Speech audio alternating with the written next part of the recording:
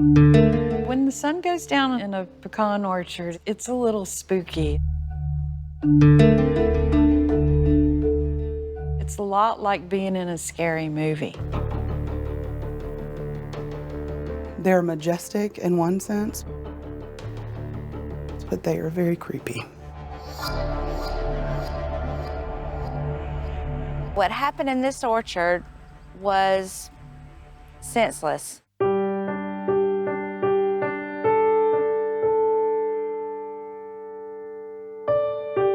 Tara Grinstead and I were best friends. Tara started wanting to be in beauty pageants only to help her raise money for college. Her inspiration was to be a teacher.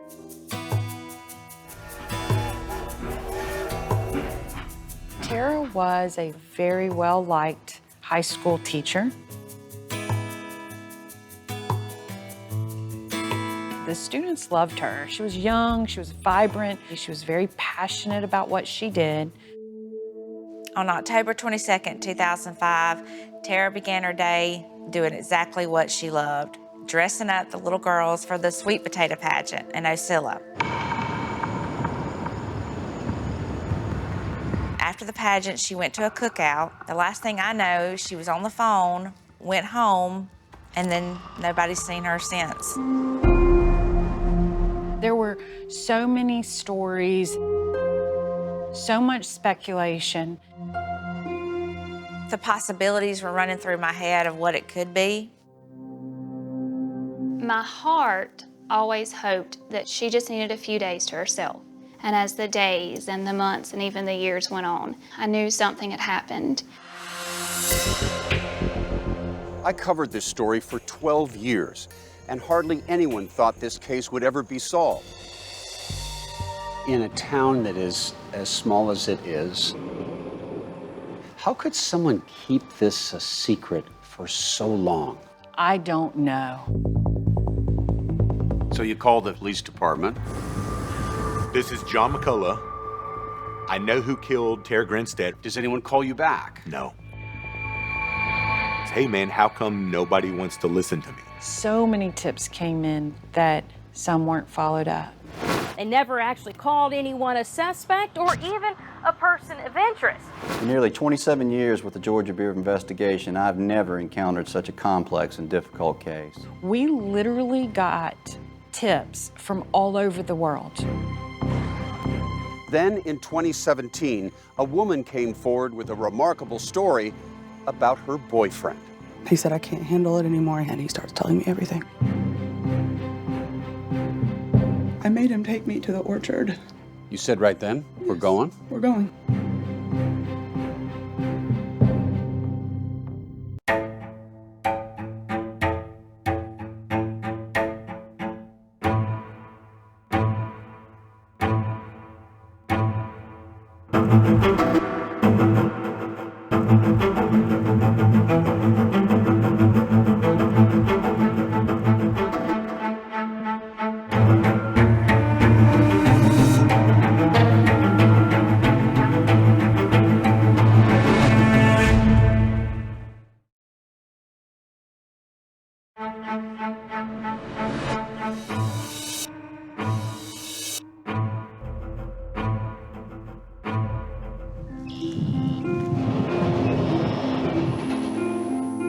In Osceola, the word spreads in a church pew,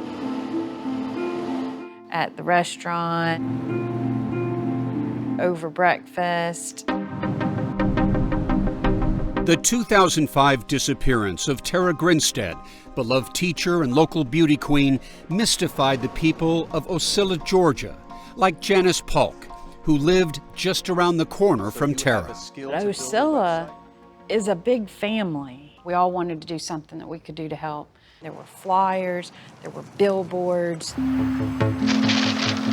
We had search efforts like nothing you've ever seen. Janice, who ran a local web design company, became an expert on the case, keeping a close watch since Tara was reported missing. What were some of the theories as to what had happened to Tara? There were people who believed she ran away.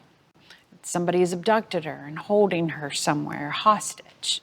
And the one we didn't want to think about was somebody killed her.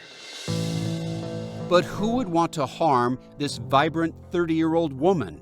Maria Woods Harbor grew up with Tara. My best friend, Tara Grinstead, was a beautiful person on the inside and the outside. She was radiant. I mean, she had the biggest smile. She could tell you anything to make you feel better. This is where Tara Grinstead lived in 2005. What emotional impact does this have for you when you see this house? Well, it's very emotional. I don't like to come very often. She loved this place. I can still see her standing at the door.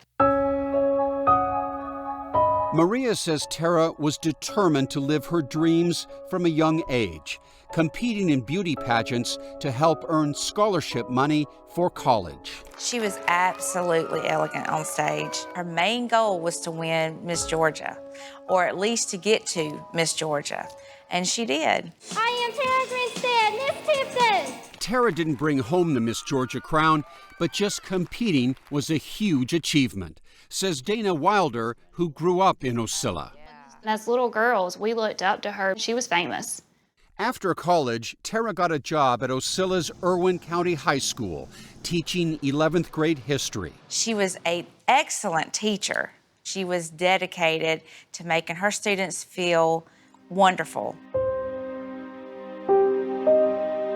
And even when she no longer competed, she helped other women, like Dana, break into that world. She just took me underneath her wing. She taught me the ins and outs of interviews, hair and makeup, wardrobe. At night, Tara studied for a specialist degree in school administration, but other parts of her life hadn't come together as she'd hoped.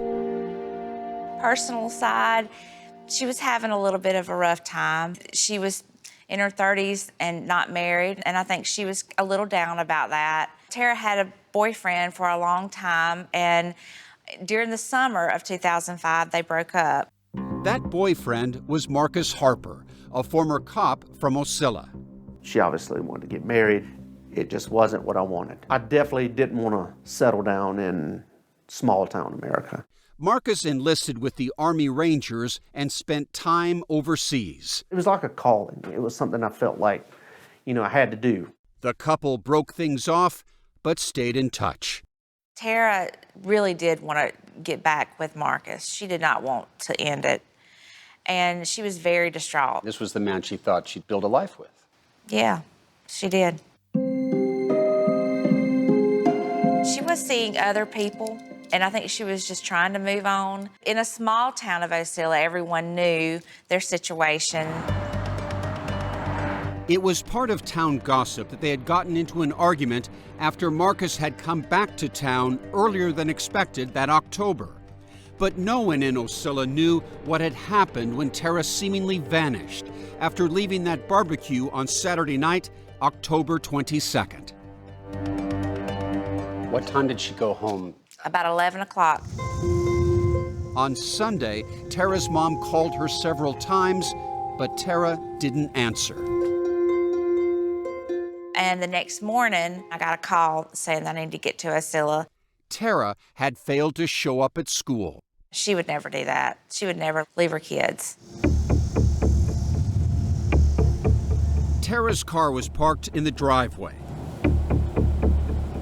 Neighbors knocked on her door, but got no response. The Ocilla police were called and entered Tara's home. Right behind them was Maria.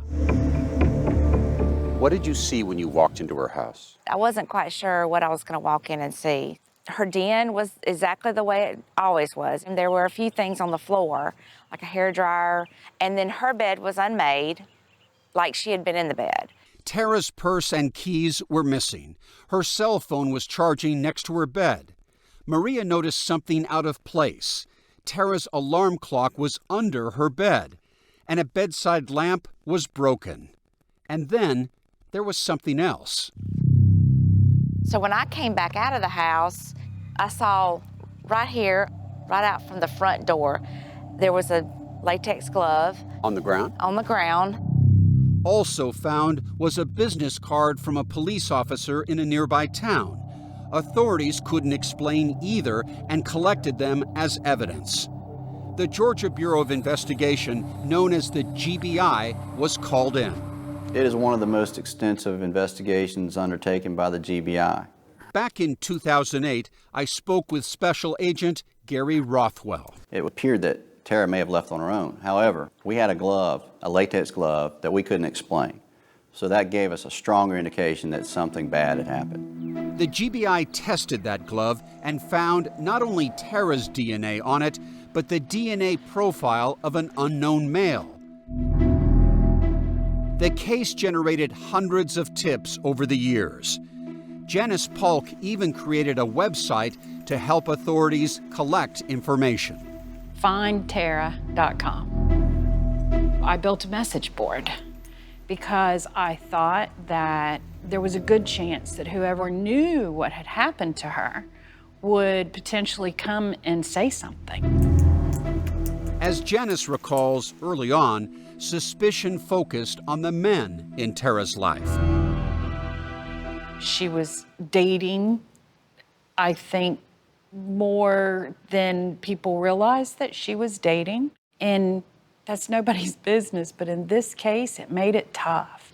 Rumors swirled about that cop whose card was found at Tara's house. He was a family friend, married with kids, who said he'd gone by that Sunday night and left the card after Tara didn't answer the doorbell. He had an alibi, but the whispers continued. There were several people, several men who got a lot of scrutiny for a long time. Another was a former student who claimed he and Tara had been secretly seeing each other. But when questioned about her disappearance, he had an alibi and was never charged. Then there was Tara's ex-boyfriend, Marcus Harper. Somebody pulled me to the side and they were like, listen, there's been some things said, bringing up your military past, bringing up how you're trained to kill. Marcus always maintained his innocence, but remained under suspicion. Investigators chased down dozens of leads across the country. But tips emerged that led right back to the high school where Tara was a teacher, and perhaps someone who had sat in her classroom. I never thought it was somebody from our community, but in the same sense, I always thought, well, it has to be.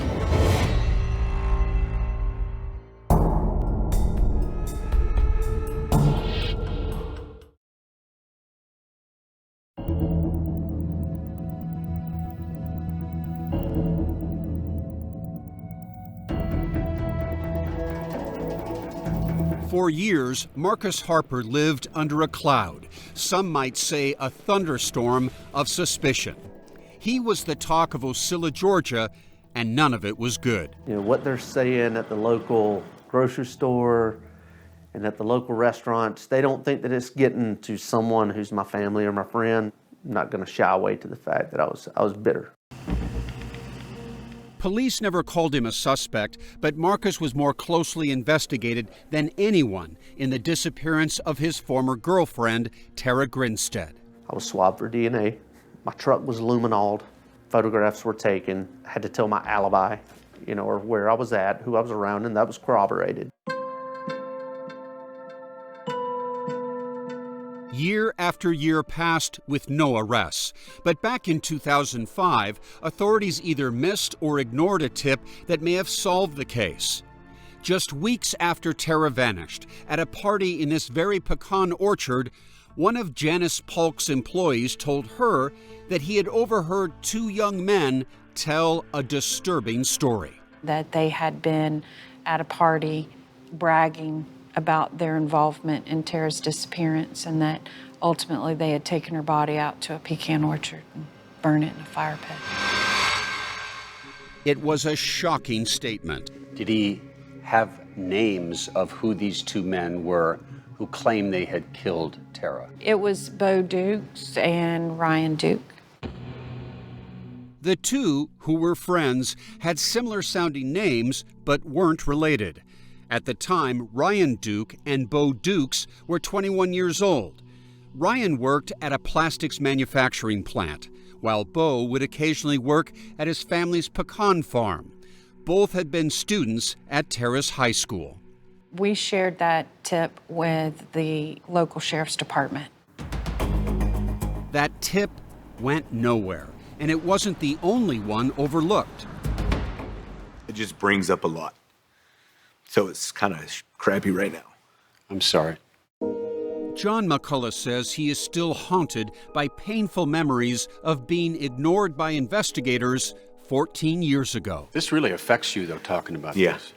McCullough, now a manager at a water company in Texas, had met Bo Dukes at Army boot camp in 2006.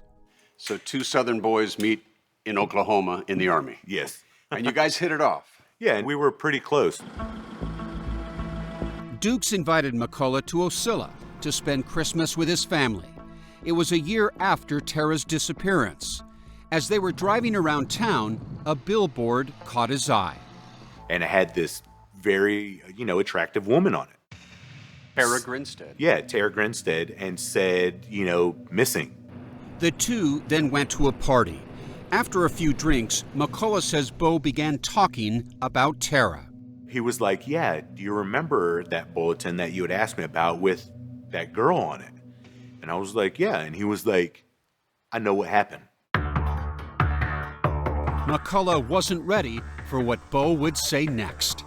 He had told me that his friend accidentally strangled her and he needed help getting rid of the body so that way there was nothing to find. Stunned as he was, McCullough was in a dilemma. Could he betray his friend, his fellow soldier? The kind of guy you want to share a foxhole with, right? Yes. You can trust with your life. Right. The weight of what McCullough says Bo told him became unbearable. 2 months later, in February 2007, McCullough says he called 3 police departments in Georgia, including Ocilla, where he left a voice message saying, This is John McCullough. I know who killed Tara Grinstead or had a part of it. It was told to me when I was in Georgia. Here's my number. I'll do whatever has to happen for y'all to take me serious. I just got off the phone with another department that didn't do. Incredibly, McCullough says no one returned his calls. This is the murder of Tara Grinstead, and there seemed to be little interest. Is that right? Very little interest. But McCullough was determined to get the truth out. He called the state's top law enforcement agency heading the investigation, the GBI. I mean, nobody ever called me back. Ever. Even whenever I reached out to the GBI, which is the Georgia Bureau of Investigation. How many times did you call the GBI over what period of time and you still didn't get any? I would say from the year of 2007 until 2016, I would probably say I reached out 9 or 10 times to the GBI. Why do you think investigators ignored you? I have no idea. Maybe because I'm a nobody? I don't know. Janice Polk also spoke to the GBI in 2008 as the agency was reviewing the case, and she told them about her employee's tip 3 years earlier regarding Bo Dukes and Ryan Duke. So I sat down with an agent and we just went through everything. But again, as far as she knew, it went nowhere. Tara's family could do little but pray for a breakthrough. They've had a really hard time. I can't imagine the loss of a child, but I think it's taken a lot of toll on them mentally and physically. Then, more than 11 years after Tara disappeared, this woman, Brooke Sheridan, came out of nowhere with her account about not only Bo Dukes, but his friend Ryan Duke. Ryan woke him up and said, I killed Tara Grinstead.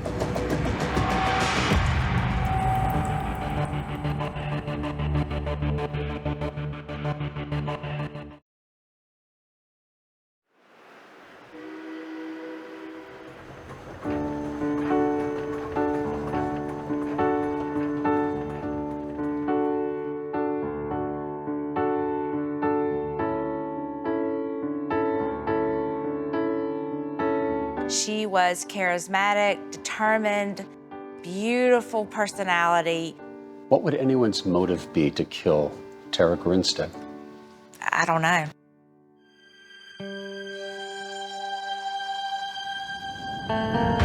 In 2017, more than 11 years after Tara vanished, Brooke Sheridan came forward with a potential answer. This was her first television interview. I had to tell them. I had to tell. There was no other option. And what she had to say implicated a man whose name had repeatedly been given to the Georgia Bureau of Investigation. How did you and Bo Dukes meet? We actually met on Tinder. Brooke says she was studying in Savannah to become a pharmacist when, in 2015, she came face to face with her online date. It was love at first sight. Bo Dukes comes from a prominent family that owned a huge pecan orchard in the Ocilla area. And what is it about him that you love? He has a beautiful mind. He is extremely intelligent.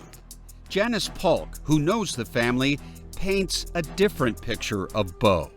So Bo was known in the community for being a little over the top, unfiltered, one of those always showing off and talking big and running his mouth.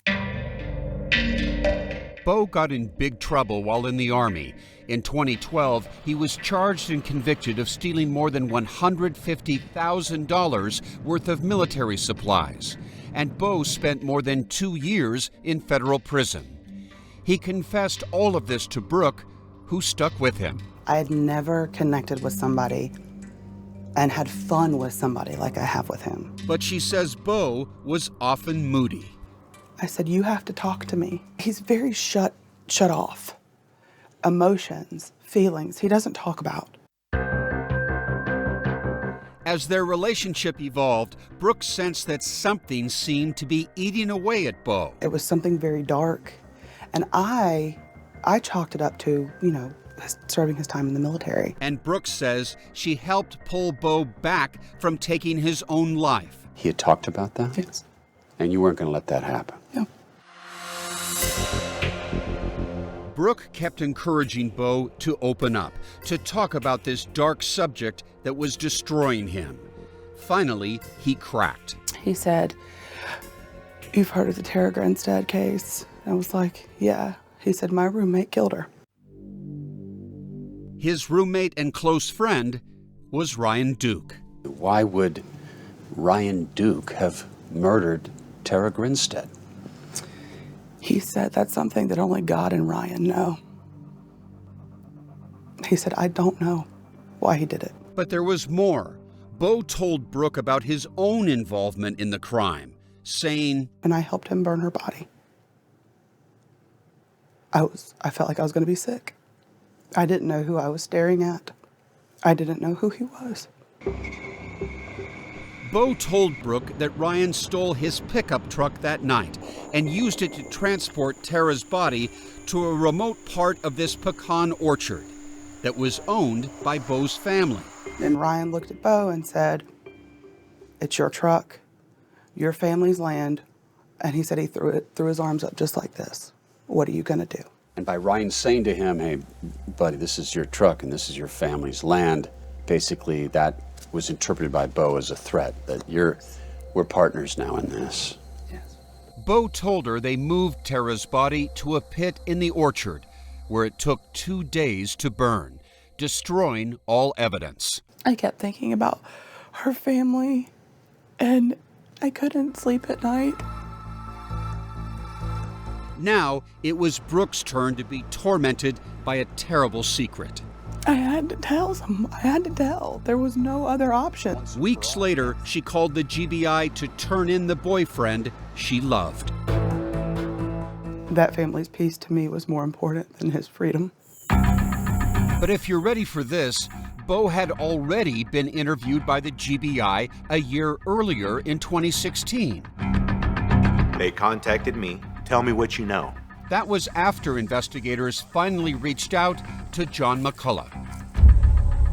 I'm glad somebody's finally listening. So I talked to him, tell him everything I know. But back then, Bo denied everything. With no hard evidence, authorities couldn't make an arrest. But after he broke down to Brooke, she told Bo it was time to tell the truth. I said, you need to confess.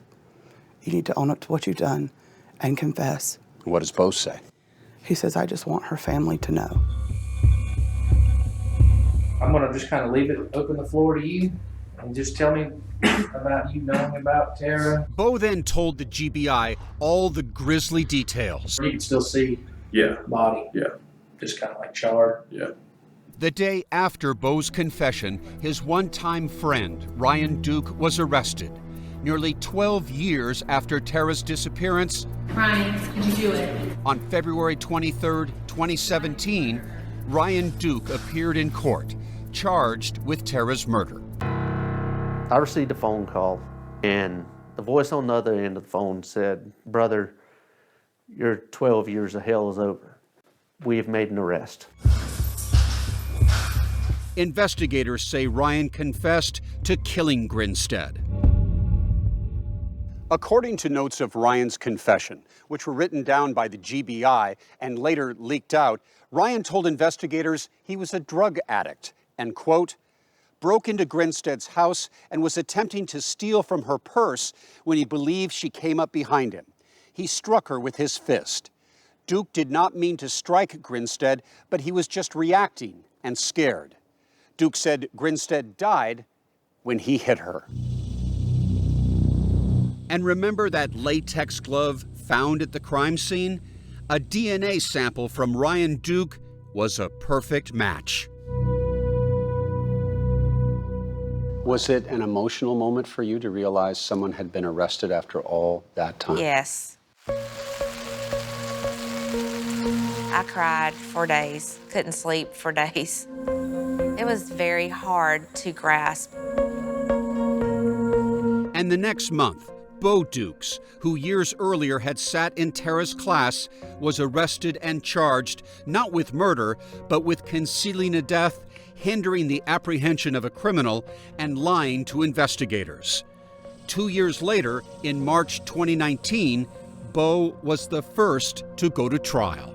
This case is about Bo's lies. It's about Bo's concealment that his best friend Ryan had killed Tara Grinstead. And then they both burned the body. And for the first time, everyone heard Bo's own account when his GBI interview was played in court. Told me that he had killed Tara Grinstead, and he asked me to help him get rid of her body. But was Bo telling the whole story? I don't believe Ryan could have done it all by himself.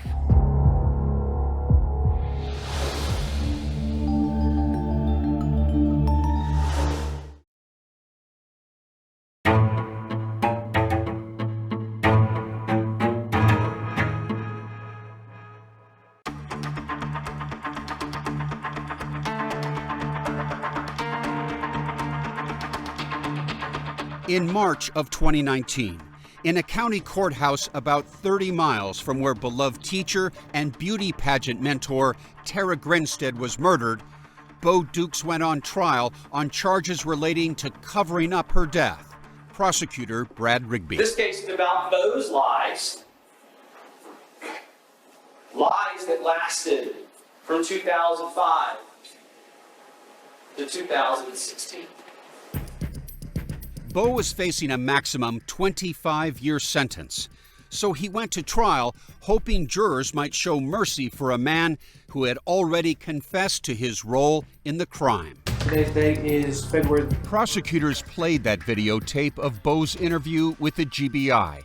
He recounted what Ryan told him the day after Tara disappeared. Told me that he had killed Tara Grinstead. I didn't believe him. I thought he was out of his mind. I told him, leave me alone. When Ryan repeated his story to Bo a couple of days later, again, I didn't believe him. He asked me to come with him out to the pecan orchard. So with Ryan Duke behind the wheel, the two men took Bo Duke's pickup truck and drove out of town on this highway and pulled off on this dirt road. And this is a pecan orchard that's owned by Bo Duke's family. The two men drove about 200 yards up this road to where Tara Grinstead's body had been placed. We drove back into the back. And he showed me where her body was. Of all the people, No connection. why Tara? What's the connection? As far as I know, they didn't know her. The agent asked Bo his first reaction when he went to the orchard with Ryan. So you immediately see this and you're like, what in the hell did you do? Yeah. And why the would you do it here on my family's picking orchard? I mean, what did he say? Help me. Bo then gave his account of moving and then burning her body, which began on a Wednesday and took 2 days. So by Friday, there's nothing left. No. Spell your first and your last name for the court. John, John, last name McCullough. It was now time at the trial for Bo's one-time Army buddy, John McCullough, to finally tell his story of Bo's confession. And this time, the whole world seemed to be listening. The exact location didn't tell me, but had made the comment of, we took her to the middle of the pecan orchard and burned her body. He testified calmly, but inside was still seething at Bo. If there wasn't multiple police officers that were inside the courtroom on the day that I testified on the stand, I probably would have ripped them apart with my hands. But McCullough wasn't the only witness who gave details about Tara's death. Do you swear from testimony before this jury that Janice Polk's former employee, Garland Lott, told the court he had overheard that 2005 conversation between Ryan and Bo at a party in the same pecan orchard where Tara's body had been burned.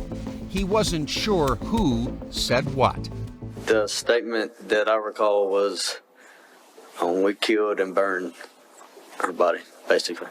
any doubt in your mind, however, that you heard these two people laughing about killing and burning Tara Grinstead's body? No. Garland says after he reported this to Janice Polk, he was never formally interviewed by anyone from law enforcement. It sounds like you're saying you assumed it was handled by I assumed it was handled by law enforcement, yes. Okay. And in this trial, Agent Gary Rothwell finally explained what happened with those tips. We thought that that lead had been addressed by local law enforcement as unfounded and did not follow up. In cross-examination, Rothwell added that he takes responsibility for the GBI lapse. It's something we should have followed up, but we didn't. It took a jury less than an hour to convict Bo Dukes on all charges. His hope for mercy was dashed. At his sentencing, Tara Grinstead's stepmother, Connie, addressed the court. He knew she was never coming back. He could have at least told us that, but he didn't. And the reason he knew she wasn't coming back is because he had put load after load of wood on her body and burned her. And Bo Dukes himself spoke directly to Tara's family. To the Tara Grinstead family, I'm truly sorry. Your long suffering has been unimaginable. Bo was sentenced to 25 years in prison. But Maria and others still have questions as to what really happened and whether Bo's statements were true. As Bo told it, Ryan did the killing, and all I did was help him dispose of the body. I don't believe that. She points to discrepancies between Ryan's version of events and Bo's. Ryan told the GBI he killed Tara by striking her. Later, he said it was possible that he choked her. But Bo says Ryan was certain about what happened. He jumped on her while she was in bed and strangled her right there in her bed. And there were other inconsistencies. One said she had clothes on, the other said she did not. It's kind of odd, isn't it? Yeah, very. Maria believes those discrepancies may have a sinister explanation, that Bo Dukes had more to do with Tara's murder than either he or Ryan have said. I believe that Ryan and Bo Duke were both in this together. And she's not alone in believing Bo Dukes helped burn a body, not just to protect his friend. You believe that Bo did this to protect himself? Oh, absolutely.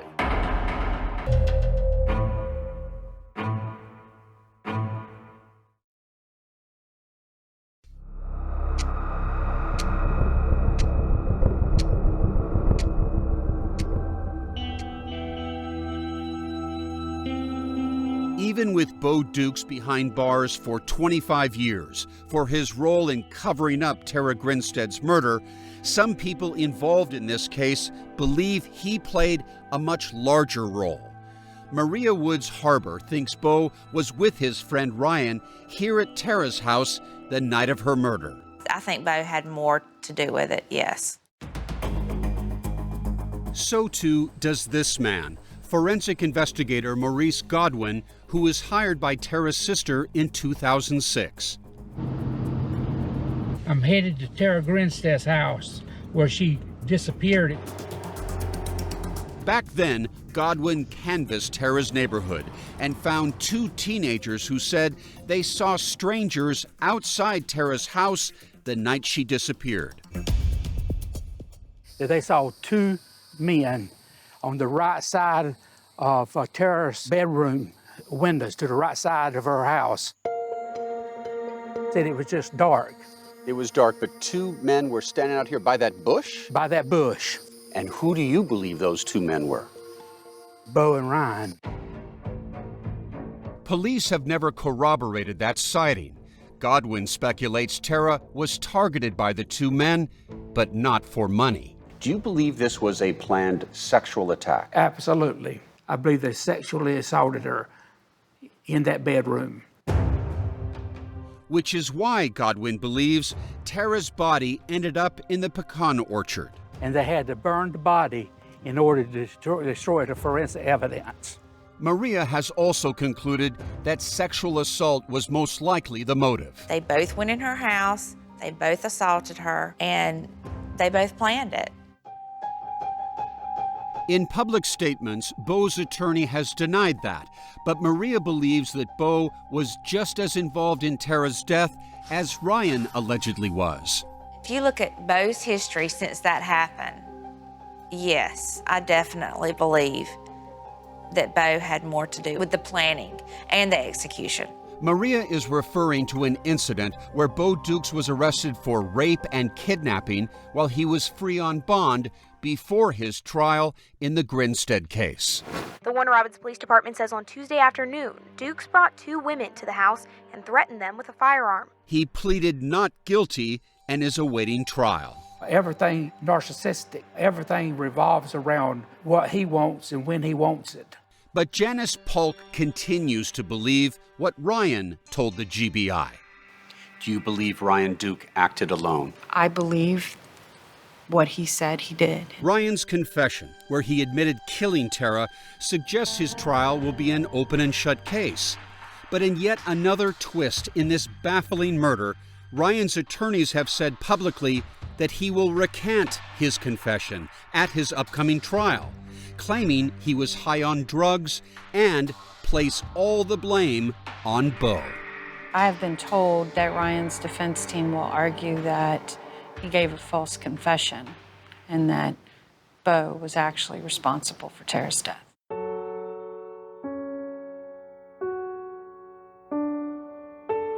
For all that has transpired since 2005, closure is still elusive for everyone involved. I've had to come to a conclusion that I'm just going to have to live the rest of my life not knowing. But there is no question that in her short and impactful life, Tara Grinstead touched people in rare ways, even those who never met her, like John McCullough. I can't explain it. And wish I could have been there whenever it happened, so that way I could do something.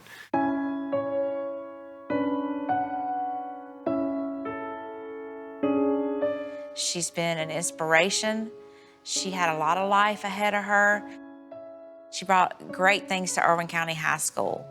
And I would hope that eventually the word Tara Grinstead will be a bright spot, because she did bring a lot of good things to Osceola. Osceola was Tara's life. That's where she set her roots, and that's where she wanted to stay and where she wanted to be.